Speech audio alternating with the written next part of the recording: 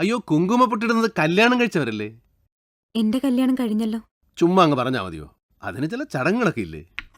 ചടങ്ങുകളും കഴിഞ്ഞു. എന്റെ കല്യാണം കഴിഞ്ഞിട്ട് 7 കൊല്ലായി.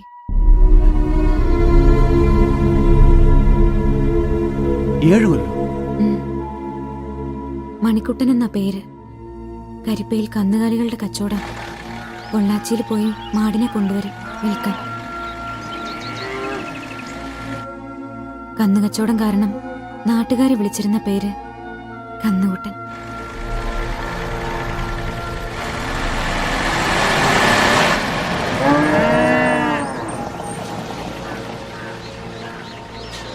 നീ ലോഡ് കൊണ്ടാ ചന്ത ഇറക്കി ആ പൊട്ടം കിട അവിടെ കാണും.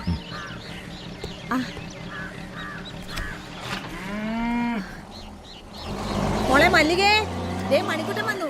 എടി മല്ലികേ, നിന്റെ അമ്മ വിളിക്കുന്നു. അമ്മേ, ദാ വരുന്നു. മണിയേട്ടാ, ഞാൻ ഇപ്പൊ വരാം. അമ്മ ചായ വെക്ക്.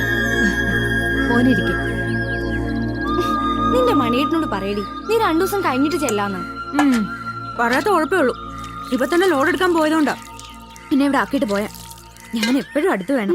അതൊക്കെ മനസ്സിലാവണമെങ്കിലേ കല്യാണം കഴിക്കും.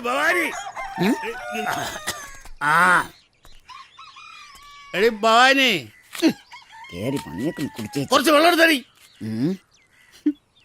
അമ്മാവൻ ഇന്നും പതിവ് തെറ്റിച്ചിട്ടില്ല.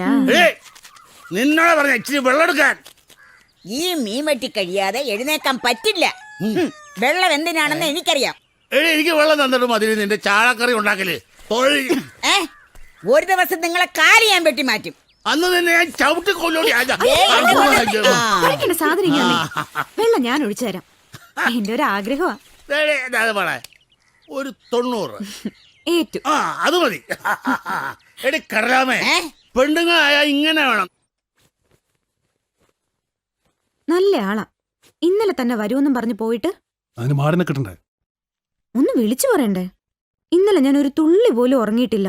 ഞാൻ ലോറി കിടന്ന് നല്ല സുഖമായിട്ട് ഉറങ്ങി. കന്നു കച്ചവടം ചെയ്ത് കന്നിനെ പോലായി സ്വഭാവം.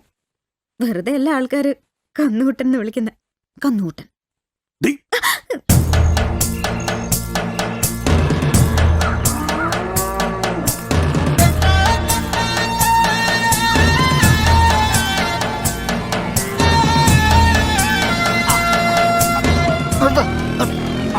എന്താണ്? അല്ല, കാച്ചിന് ആവശ്യമുണ്ടെന്ന് കരുതി തോന്നിയ വിലയിട്ടാലേ ഇവറ്റകളൊക്കെ ഇവിടെ നിന്ന് പോകത്തേ ഉള്ളൂ. പറഞ്ഞ വിലക്കാണെങ്കിൽ നീ വിറ്റാ മതി കേട്ടോ. ഓ, പറഞ്ഞ വിലക്ക് നീ തന്നെ മേടിക്കേണ്ട വരും.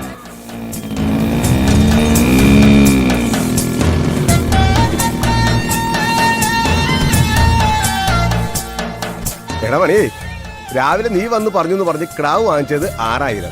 ഇന്നലെ വൈകിട്ട് നീ വാങ്ങിച്ചത് 2000. 2 മാസത്തെ വാടക 2000, മൊത്തം 10. രാവിലെ കിടന്ന് പിടയ്ക്കേണ്ട തരും. ഉച്ചയ്ക്ക് മുമ്പേ കിട്ടണം. അത് ഉച്ചയാകുമ്പോ പറയാം. ഇത് കൊള്ളാലോ. ഇതിപ്പോ കയ്യിലിരിക്കുന്ന കാശ് കൊടുത്ത് കടിക്കുന്ന പട്ടിയെ മേടിച്ചു എന്ന് പറഞ്ഞ പോലെയായി. ശിവേട്ടാ, വൈകിട്ട് ഒരു ലോഡ് കുരുമുളക് വരുന്നുണ്ട്. ഇറക്കാൻ കൊടുത്തുണ്ടോ? ലോഡ് ഇറക്കാനൊന്നും എന്നെ കൊണ്ടുപോയ. നീ വല്ല കൊട്ടേഷൻ ആണെങ്കിൽ പറടാ. ദേ ശിവേട്ടാ, മിണ്ടാതിരുന്നോണം. വെറുതെ ഒരു പറച്ചില്. നിർമ്മല എവിടെ പോയി? ചേച്ചിയും സുധാകരേട്ടനും കൂടി കാലത്ത് ഇറങ്ങിയതാ. എങ്ങോട്ടാന്ന് പറഞ്ഞില്ല. അവര് വല്ല ഉരുളി കമത്താനും പോയിട്ടുണ്ടാവും. ഉരുളിയോ? ഓ ബെസ്റ്റ്. ഈ പൊട്ടിപ്പണിനോട് എന്ത് പറഞ്ഞാലും മനസ്സിലാവില്ല. എടി കുഞ്ഞിക്കാല് കാണാൻ നേർച്ച.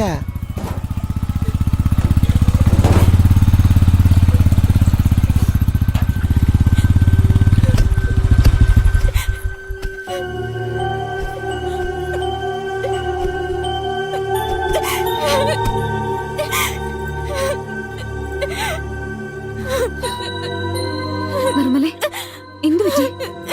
എനിക്കിനി ജീവിക്കണ്ട. ചത്താ മതി, ചത്താ മതി. എന്താടാ രാവിലെ 2 പ്രാവശ്യം വന്ന് നോക്കി. നീ എവിടെ പോയിരുന്നു? അത് ചേട്ടാ, ഞങ്ങൾ ആശുപത്രിയിൽ പോയതാ. ഡോക്ടറെ കണ്ടോ? കണ്ടു. എന്നിട്ട്?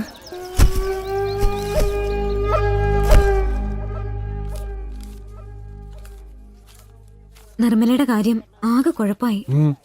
ഡോക്ടർ പറഞ്ഞു അത്രേ, സുധാകരേട്ടന് കുട്ടികൾ ഉണ്ടാവില്ലാന്ന്. പാവം.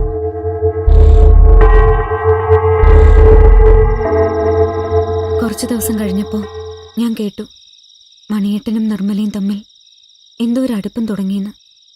ഞാനത് കാര്യമാക്കിയില്ല. ഒരു ദിവസം രാത്രിയിൽ അത്താഴം കഴിച്ചുകൊണ്ടിരുന്നപ്പോൾ ഞാൻ വെറുതെ ചോദിച്ചു. ഞാനും കേട്ടു.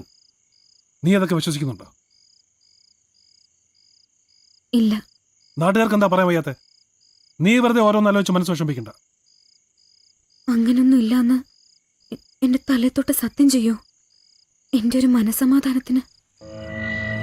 അയ്യോ വേണ്ട വേണ്ട, എനിക്ക് വിശ്വാസം. പോയി ആരാ നോക്ക്.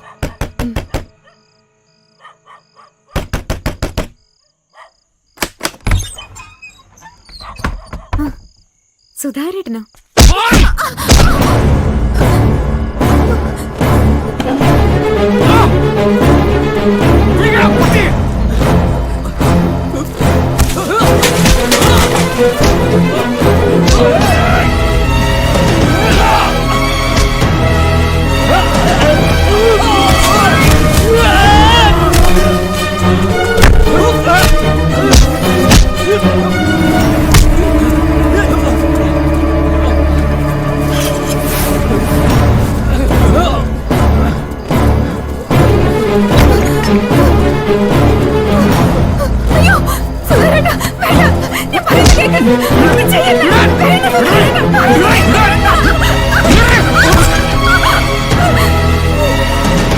എന്റെ കുടുംബം തകർത്തിട്ട് നീ ഇവിടെ സുഖമായിട്ട് ജീവിക്കാന്ന് കരുതി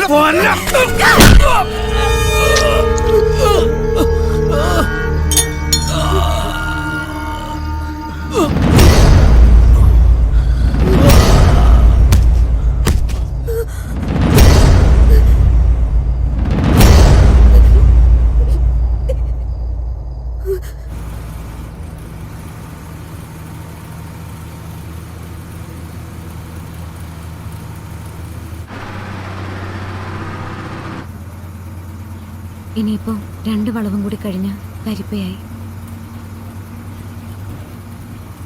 വീട്ടിൽ നിന്നിട്ട് നാളെ പോയാ മതി. വേണ്ട, അതൊന്നും ശരിയാവത്തില്ല. പിന്നെ ആരാ എന്താ 100 കൂട്ടം ചോദ്യങ്ങൾ, ഉത്തരങ്ങൾ, അതൊക്കെ പുറം അവിടെ കൊണ്ട് എത്തിക്കുക. അതോടെ എൻ്റെ ജോലി കഴിഞ്ഞു. ഈ ബസ് മടങ്ങി പോകുമ്പോൾ ഞാനിതീ പോകും. മണി കാത്തിരിക്കുന്നുണ്ടാവും. കഴിഞ്ഞതൊക്കെ കഴിഞ്ഞു. ഇനി 2 ആളും സന്തോഷമായിട്ട് ജീവിക്കും.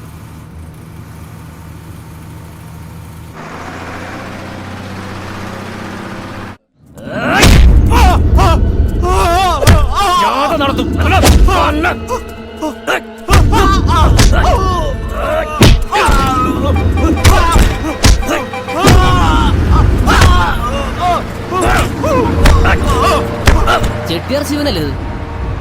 അതെ അതെ, ഇവനെ കൊണ്ട് ജീവിക്കാൻ പറ്റാതായാലും.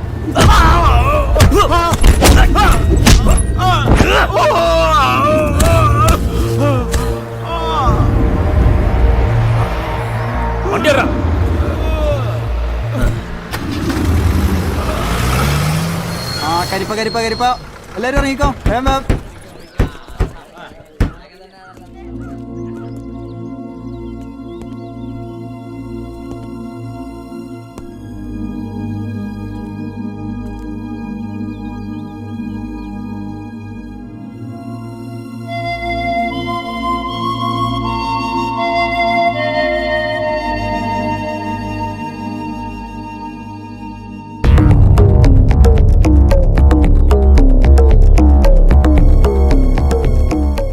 മല്ലികയല്ലേ അത്?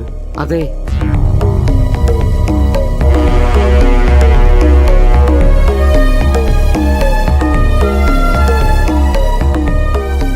അപ്പോ ഇന്നൊരു കൊലപാതകം കൂടി നടക്കും.